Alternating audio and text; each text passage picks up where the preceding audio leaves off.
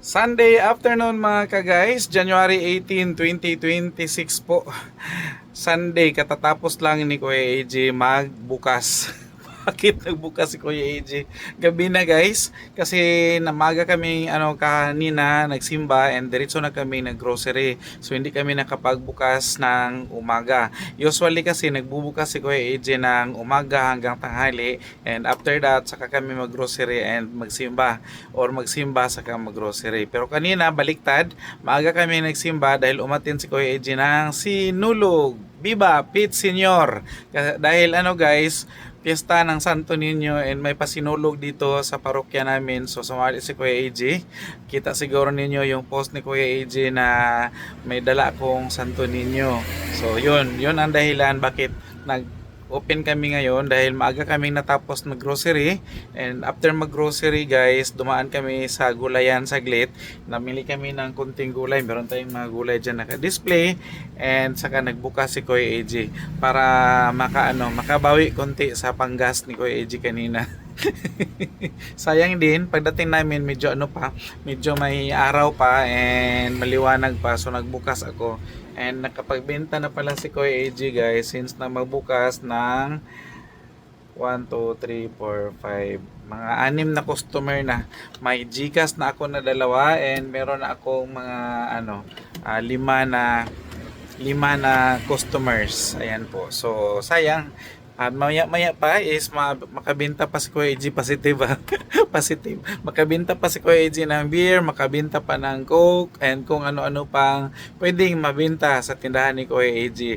Dahil nagbukas tayo, hindi na natin kailangan magtawag ng customers dahil pagdaan ni customer na open tayo is diretso na yan sila mamili at saka mamili kung anong gusto nilang bilhin. So yun ang kagandahan guys. Ginaulit-ulit na ni Kuya AJ, yun ang kagandahan pag tindahan tayo is hindi natin kailangan magtawag ng customers dahil sila na mismo ang lalapit sa atin. So ayan na ang mga gulay ni Kuya AJ. Yung mga previous na gulay ni Kuya AJ na na-share ko is naubos na. So meron na naman tayong panibagong display ng mga gulay. Pakunti-kunti lang, importante meron tayong ahos, meron tayong sibuyas, kamatis, talong at iba pa. Yan yung mga pangunahing mga binibili ng ating mga customers. So aside doon sa mga iba pang mga gulay na may mga dahon-dahon, and by the way, hindi pala si Kuya AJ nagbibenta ng maraming dahon. Kung may dahon man, konti lang, at saka kung hindi mabenta, yung kaya ko lang kainin para hindi tayo malugi. So at least kinain natin. Yes, Dom. So balik tayo guys, naputol lang ako saglit dahil may customers. And para mga tagalan ni Kuya AJ hanggang 10 o'clock mamaya magkakape si Kuya AJ. Ito lang kasi yung panlaban ni Kuya AJ sa antok. Although hindi naman talaga guys, parang may yan siya, may parang effect na yun bang kung naniniwala ka, tatablan ka. So magtimpla si Kuya AJ ng kape. Kape tayo. Meron na akong hot water dito, ito.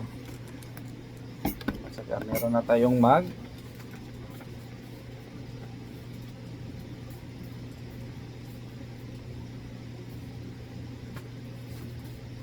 Si Mami Iya is natulog saglit dahil sumakit ang ulo sa biyahe. Si Kuya AJ inaantok din kanina pero sabi ko nga bawal tayo mapagod. Kung antukin man, tulog manok na lang, tulog manok at saka magtinda muli. Hindi pwedeng mapagod, hindi pwedeng antukin na tutulog-tulog lang kasi pag tutulog-tulog ka, tamad ka daw. Pero joke lang guys, hindi yan maiwasan kasi na minsan tamarin talaga tayo. So pag tamarin ka or napagod ka, pahinga lang saglit. Huwag yung mamahinga ka ng tuluyan, delikado yun. Delikado yung mamahinga ka ng tuluyan. Saglit lang ang pahinga, balik na naman sa tindahan. Yun. So kung hindi lang, yun ang sabi ni Kuya AJ, na kung hindi lang malayo yung mga lakad ni Kuya AJ is pwede pa tayong makapagbukas. Minsan kasi sinasadya talaga namin na huwag na magbukas, lalo na pag gabi na makarating. Minsan yung sarap talagang mamahinga. At bawi tayo dahil last Sunday naglaag si Kuya AJ papuntang Sinoda. So hindi kami nakapagbukas ng Sunday. Although nakapag-grocery kami dahil galing kami sa Sinoda sa birthday ni Brent is diretso na kami nag-grocery. So nakapag-grocery pa rin kami. Hindi nga lang kami nakapagbukas. So ngayon bukas tayo. Ang ano lang nito guys, dahil hindi sila sanay na bukas kami pag Sunday ng gabi, paswertihan na lang kung makadaan sila, makabili sila. Kung hindi, doon sila sa iba mamili.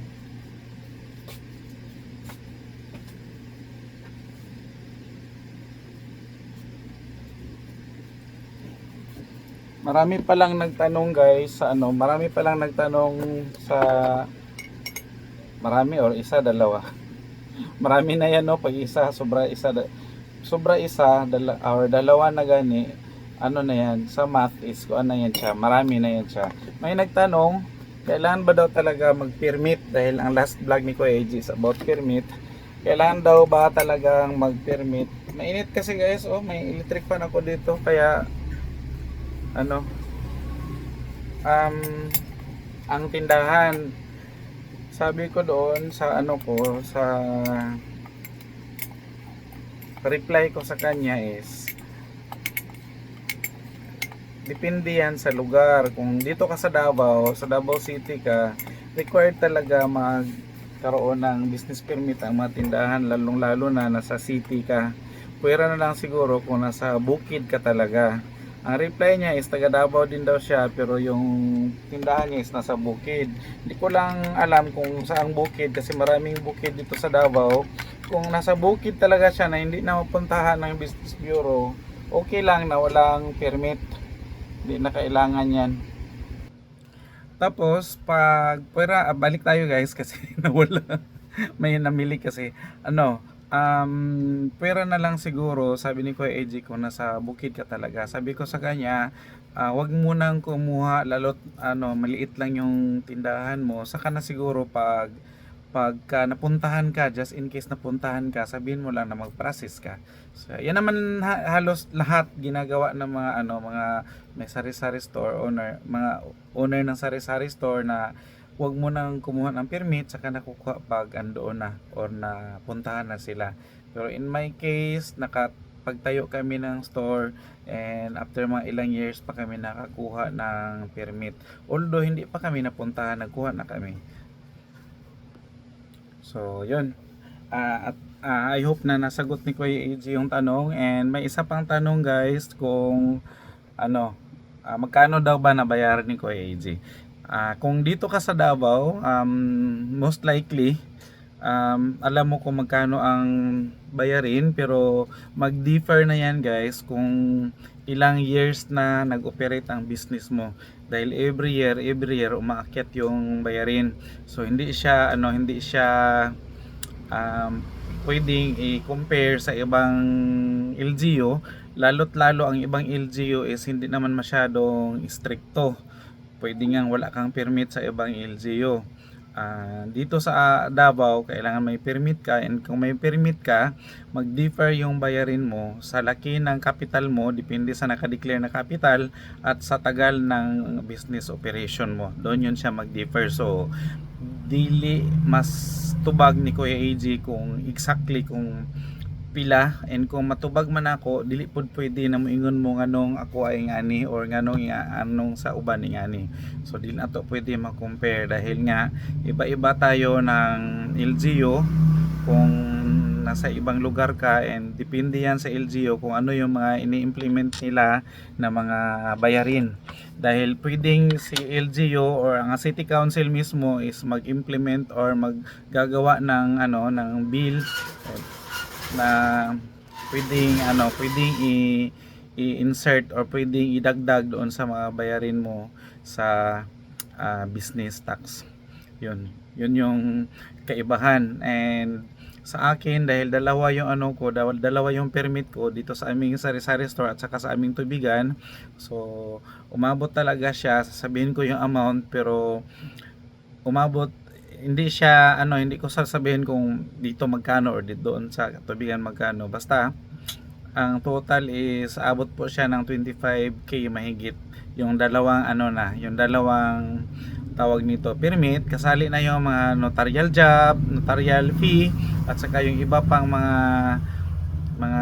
bayad-bayarin bukod doon sa nakaresibo or naka-UR talaga na permit. Dahil magpa-photocopy ka, maraming photocopy, makailang balik ka, isali mo yung mga mo, gastusin mo sa pagkain, snacks kung naga-snacks ka, kain kung hindi ka nagabaon. So yun, dumadagdag yung mga binabayaran. So ang na lang, ang the best na gawin mo is, kung matagal na yung business mo tsaka wala ka pang permit, kumuha ka ng permit, lalong lalo na kung nasa nasa madali ka lang madaanan ng mga taga-inspeksyon or nakikita ka, lalo't nasa kalsada ka, kumuha ka ng permit para maiwasan na makabayad ka ng penalty. So yun lang. And meron ding nagtanong kung may BIR ba tayo. Meron tayong BIR guys, dahil sa Davao City, pagka nakakuha ka ng permit, automatic after na mag-grant ka ng permit is ipadiretso ka sa BIR. So pag BIR mo is doon ka nakukuha ng magpagawa ng sales invoice, and magre-remit ka na ng quarterly percentage tax, at saka magre-remit ka na ng mga annual or quarterly na mga taxes. So yun yung yun yung consequence kung meron ka ng BIR registration. And hindi ka pwedeng umayaw dahil kailangan yun, kasi pagka-grant mo ng business permit sa City Mayor's Office, yung may logo ka na, may nakatatak doon na please proceed to BIR, lalo't bagong permit ang kukunin mo, may nakalagay talaga na please proceed to BIR for registration, for BIR registration. Yun. Unang-una pala guys, daw ang kailanganin pag magkuha ng business permit sa Business Bureau? Ang ginagawa noon is kukuha ka lang, diretso ka lang doon, may dala kang valid ID, meron kang barangay clearance, at saka sabihin mo lang nakukuha ka ng business permit. Pero ngayon is kailangan mo muna magkuha ng DTI. Kailangan registered ka sa DTI bago ka magpunta sa LGU or sa Business Bureau sa City of Davao para mag-apply ng bagong permit. So yun lang muna ang guys, yun lang muna ang share ni Kuya AJ for today, para sa mga tanong tungkol sa BIR registration, sa pag-apply ng permit, and kung magkano ba nabayaran ni Kuya AJ sa renewal na ating mga business permits. And bye bye muna for now. Thank you for watching.